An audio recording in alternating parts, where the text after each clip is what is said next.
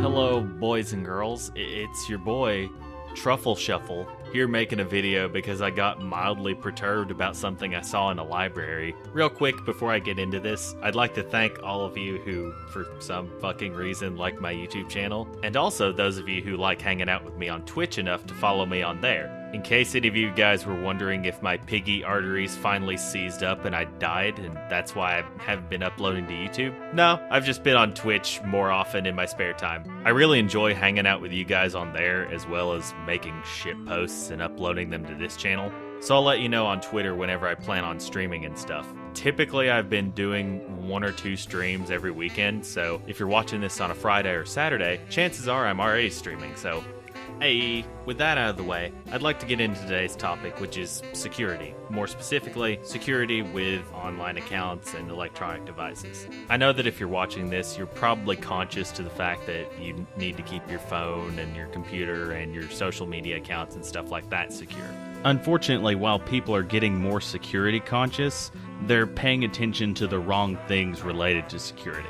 For example, okay, you know that one aunt you have, or even a coworker who, when they bring their laptop somewhere, they always have tape across the webcam? That's all well and good to be concerned about what's being recorded from your computer, but the problem with that is not only the camera, but also the mic can still record things. A magical strip of electrical tape is not going to prevent somebody from loading a script onto your machine that will just allow them to record anything they want from your webcam or mic. This is actually what inspired me to make this video, because I saw somebody in a library that I was pretty sure realized that putting tape over the thing wouldn't do anything, but he still had tape over his laptop. In fact, a quick Band-Aid fix, that's kind of funny because you can stick Band-Aids onto the webcam, is not going to prevent people from spying on your computer. The best way to do that with your webcam or anything else on your devices is to vigilantly watch what programs and services are utilizing those devices and disable the services you don't either recognize or want.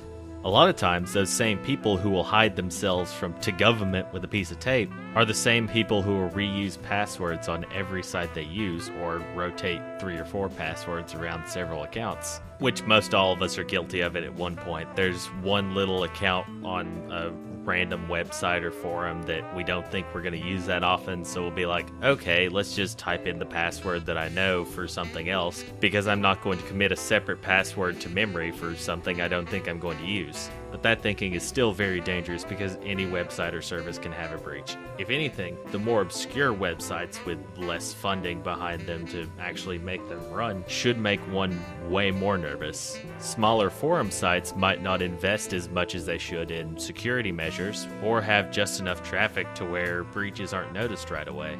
Either of these factors could have very well been the case in breaches like the Xbox 360 and PSP ISO forums just last month. But no matter what the cause of the initial hack or who did it, the users of the site could have mitigated the damage very simply by using a unique password on these forums. Then, at the very least, when the forums were breached, they would only have that one account compromised as opposed to possibly dozens of others.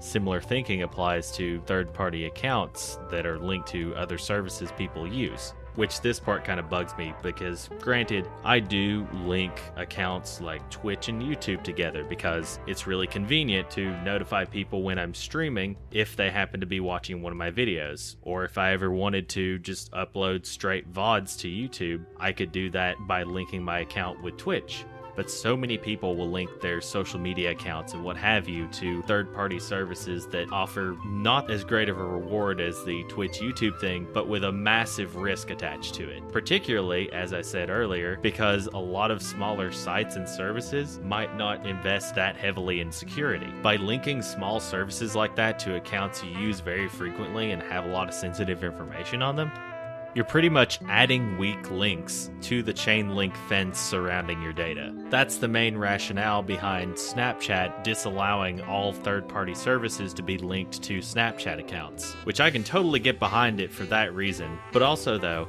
hey Snapchat, if you could just natively allow me to save videos people send me forever, that would be great.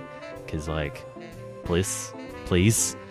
Another thing consumers could do to alleviate attacks like this, that it seems to me the general population clearly doesn't think to do, is not only keep external stuff out of their existing accounts, but to be aware of what the companies that run those social networks or those operating systems are actually doing to the services. For example, I used to be in a really bad habit that many others have of just clicking through system updates without even looking to see what they actually do. Meanwhile, no one trusts payments in Bitcoin because the layman conception is that it's shadowy drug money, but that's a whole nother quagmire that I won't get into. But pretty much that situation presents contrasts and discord between what people are worried about with technology and what they actually should be worried about with technology. One of those things being the updates that the operating system on their computers take all the damn time. Microsoft's recent root certificate update is a pretty scary example of why you need to pay attention to what's going into your PC. In October of 2016, it was discovered that Microsoft pushed out an updated root certificate list to computers running all versions of Windows operating systems that added 14 root certificates not previously in the list. For those who aren't aware, certificates are generally used to verify people on the internet. This kind of system, known as a web of trust, facilitates safe communication by forcing people in the conversation to get checked by other parties before they can be trusted by everyone in the group. Root certificates essentially say, no, it's cool, you don't have to check with the other guys, you can trust me, it's fine. That's why, like in this situation, root certificates being added to an operating system are a big deal,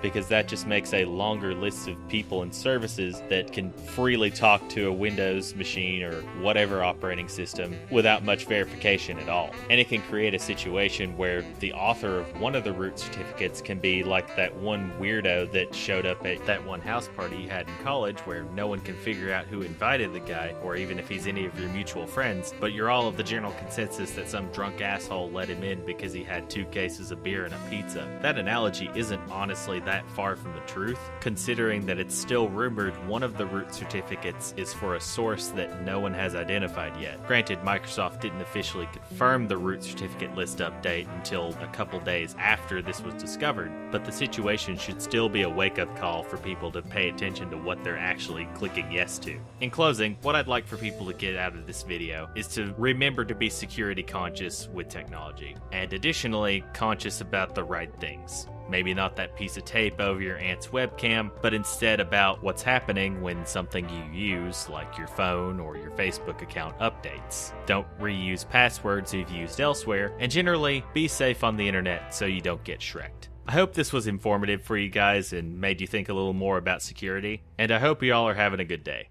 I'll see you guys later.